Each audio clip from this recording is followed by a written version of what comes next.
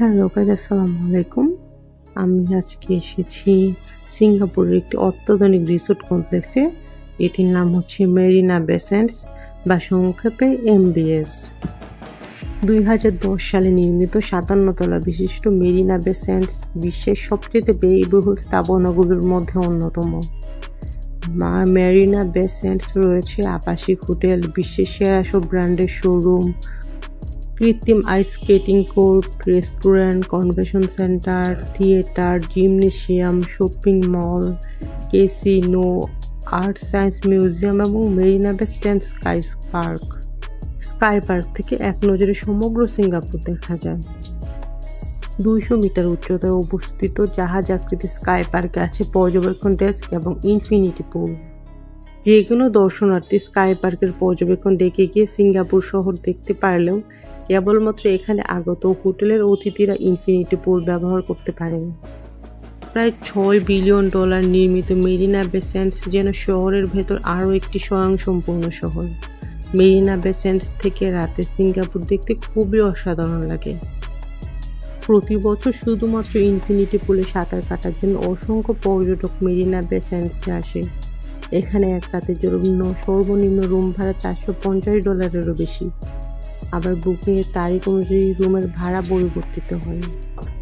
আমার মনে হয় সিঙ্গাপুরের সবচেয়ে দর্শনীয় ও আকর্ষণীয় স্থান হলো এই মেরিনা বে স্যান্ডস।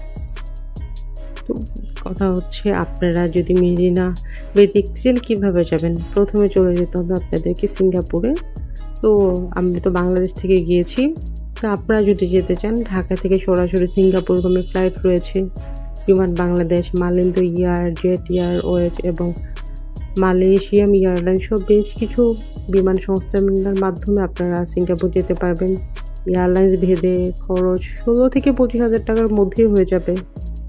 সিঙ্গাপুর এয়ারপোর্ট থেকে বিভিন্নভাবে আপনি যেতে পারবেন, মানে MRTতে করেও যেতে পারবেন। মেট্রো রেলের মাধ্যমে ভ্রমণ করলে খরচ কম এবং স্বাচ্ছন্দ্যে পৌঁছানো যায়। চাইলে এয়ারপোর্ট থেকে মেট্রো রেলে চেপে আপনি মেরিনা স্যান্ডসে যেতে পারেন। এছাড়াও সমগ্র সিঙ্গাপুর জুড়ে রয়েছে অসংখ্য বাস সার্ভিস। বাস বা MRT সার্ভিস ব্যবহার করে সহজেই আপনি আপনার পছন্দ মতো গন্তব্যে পৌঁছে যেতে পারবেন। ট্যাক্সিতে উঠলে মিনিমাম $10 খরচ হয়ে যাবে। তাই ট্যাক্সির বিকল্প হিসেবে গ্র্যাব ব্যবহার করতে পারেন, এতে কিছুটা খরচ বাঁচবে। আমরাও গ্র্যাব ইউজ করেছি।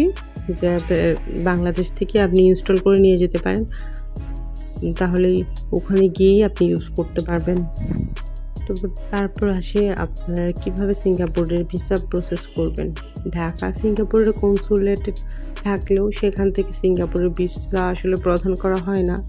ভিসার জন্য আপনাকে অনুমোদিত এজেন্টের সাথে যোগাযোগ করতে হবে এবং অবশ্যই সিঙ্গাপুরে অবস্থানরত কারো কাছ থেকে ভ্রমণের আমন্ত্রণপত্র পেতে হবে, যেটা ইনভিটেশন লেটার বলে। তবে আপনি ট্রাভেল এজেন্সির সাথে যোগাযোগ করলে ওরাই এগুলো ম্যানেজ করে দেয়। আর ভিসা ফি $300 সিঙ্গাপুরিয়ান।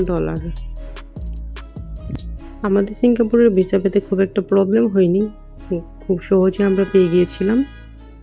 তো আমার কাছে মনে হয় ব্যাঙ্ক স্টেটমেন্ট এগুলো ঠিকঠাক থাকলে খুব একটা প্রবলেম হয় না সিঙ্গাপুরের ভিসা পেতে। তারপর আপনি তো ভিসা পেয়ে গেলেন, সিঙ্গাপুরেও গেলেন, কোথায় থাকবেন? সিঙ্গাপুরে আসলে অসংখ্য আবাসিক হোটেল রয়েছে।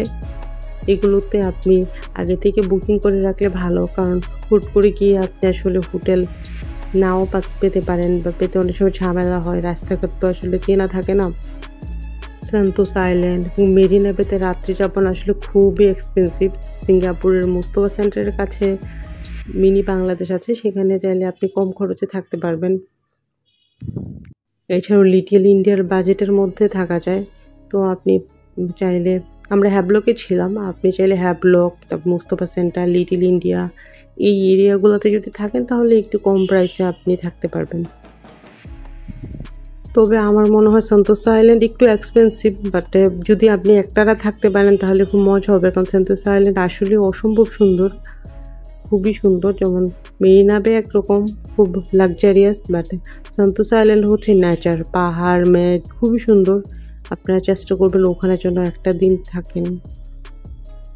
সিঙ্গাপুর তো সবাই জানে খুব এক্সপেন্সিভ সিটি, তো এখানে খাওয়া নিয়েও মাঝে মাঝে ঝামেলা পড়তে হয়। আপনি যদি সবসময় খুব এক্সপেন্সিভ হোটেলে খান বা বড় রেস্টুরেন্টে খেতে চান তাহলে আসলে খুব খরচ পড়ে যাবে। তো ওখানে কিন্তু সুলভ মূল্য কিছু হকার সেন্টার এবং ফুড কোর্ট আছে, ওখান থেকে যদি আপনি খান তাহলে কম মূল্যে খেতে পারবেন।